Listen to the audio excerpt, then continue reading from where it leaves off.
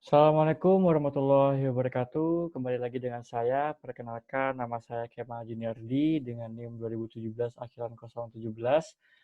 Eh, saya mahasiswa Fakultas Hukum Universitas Muhammadiyah Malang. Pada video ini, seperti biasa, saya ingin menuntaskan tugas mata kuliah saya, yaitu mata kuliah MAPS atau Metode Alternatif Penyelesaian Sengketa, dosen pengampu Ibu Tinu. Tugasnya yaitu melakukan analisis putusan MA nomor 211 B garing PDT titik sus strip ARB garing 2018 yang mana pada putusan MA ini terdapat putusan Bani nomor 880 garing Romawi 8 garing ARB strip Bani garing 2016. Ya, sebelum kita masuk pada analisis, saya ingin menggambarkan sedikit mengenai putusan tersebut. Pada putusan Bani 880 tadi terdapat para pihak. Pihak pertama yaitu PT Bangun Cipta Sarana sebagai pemohon melawan PT Jasa Marga Tbk sebagai termohon. Nah, ini gambaran dari pokok perkara dalam gugatan. Yang mana bahwa Bangun Cipta meminta pembayaran dari Jasa Marga untuk bagi hasil atas ruas jalan tol Jakarta Cikampek, ruas tol Cawang Cibitung. Tagihan tersebut muncul setelah pada 17 Maret 1993, Jasa Marga dan Bangun Cipta Sarana membuat perjanjian kerjasama pelebaran jalan tol Jakarta Cikampek, ruas Cawang Cibitung. Untuk selanjutnya disebut sebagai perjanjian kerjasama bagi hasil. Bagi hasil itu diperjanjikan untuk masa waktu 22 tahun yang berakhir pada 15 September 2016. Dalam gugatan di Bani itu, Bangun Cipta meminta besaran bagi hasil atas perjanjian pelebaran ruas tol Cawang Cibitung sebesar 211,96 miliar. Selain itu, Bangun Cipta juga meminta bunga atas tidak dibaginya porsi bagi hasil pendapatan ruas Cawang Cibitung sebesar 11% per tahun terhitung sejak 30 Juni 1999 sampai berakhirnya perjanjian. Ya, lanjut. Perkara Bani nomor 880 tersebut tadi diperiksa dan diputus oleh Majelis Arbitrase sebagai berikut. Terdapat 3 majelis arbitrase, yang mana satu sebagai ketua majelis arbitrase dan 2 lainnya sebagai anggota majelis arbitrase.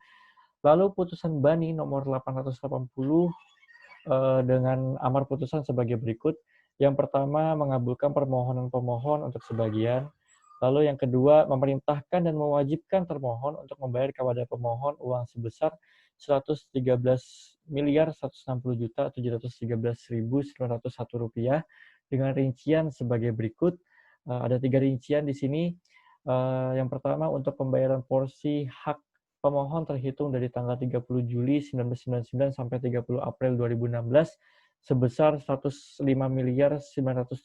sekian, dapat dibaca sendiri.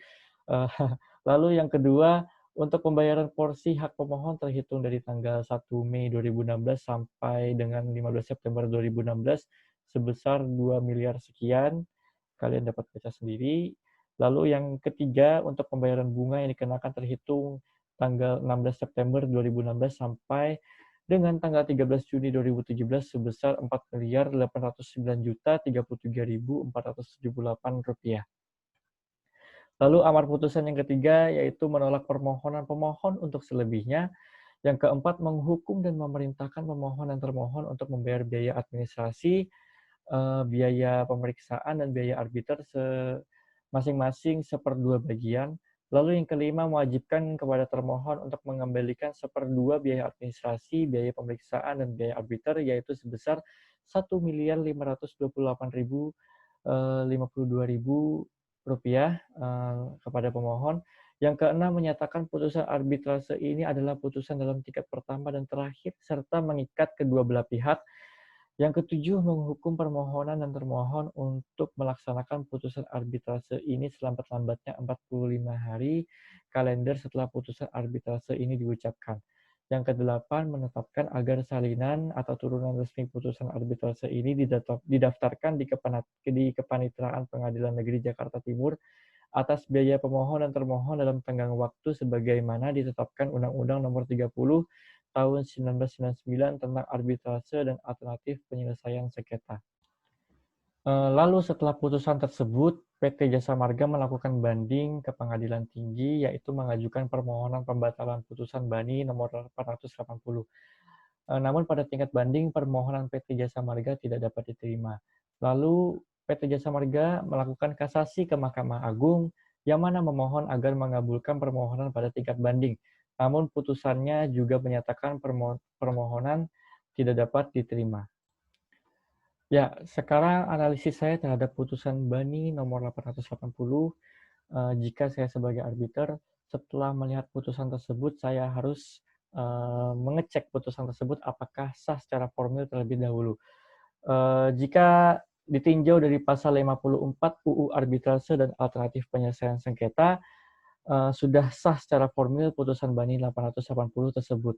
Karena putusan arbitrase tersebut sudah memuat kepala putusan yang berbunyi demi keadilan berdasarkan ketuhanan yang Maha Esa, lalu nama lengkap dan alamat para pihak, uraian singkat sengketa, pendirian para pihak, nama lengkap dan alamat arbiter, pertimbangan dan kesimpulan arbiter atau majelis arbitrase mengenai keseluruhan sengketa, lalu pendapat tiap-tiap arbiter dalam hal terdapat perbedaan pendapat dalam majelis arbitrase, lalu amar putusan, lalu tempat dan tanggal putusan, dan tanda tangan arbiter atau majelis arbitrase. Jadi menurut analisis saya, putusan arbitrase nomor 880 tersebut sudah sesuai dengan pasal 54 UU AAPS ini, jadi sudah sah secara formil. Ya, lalu yang kedua, saya merujuk pada pasal 70 UU Arbitrase dan Alternatif Penyelesaian Sengketa. Jika saya sebagai arbitrase, jika putusan arbitrase ingin diajukan permohonan pembatalan, maka putusan tersebut harus sesuai dengan pasal 70 ini, yaitu diduga mengandung unsur-unsur sebagai berikut. Yang pertama, surat atau dokumen yang diajukan dalam pemeriksaan setelah putusan dijatuhkan diakui palsu atau dinyatakan palsu. Lalu yang kedua, setelah putusan diambil ditemukan dokumen yang bersifat menentukan yang disembunyikan oleh pihak lawan. Atau yang ketiga, putusan diambil dari hasil tipu muslihat yang dilakukan oleh salah satu pihak dalam pemeriksaan sengketa. Jadi jika ingin melakukan permohonan pembatalan putusan terhadap putusan arbitrase, maka para pihak dapat mengajukan permohonan pembatalan tersebut sesuai dengan unsur-unsur pada pasal 70 ini. Sekian presentasi dari saya mengenai analisis putusan arbitrase yang tadi sudah dibahas. Salah khilaf mohon maaf. Wassalamualaikum warahmatullahi wabarakatuh.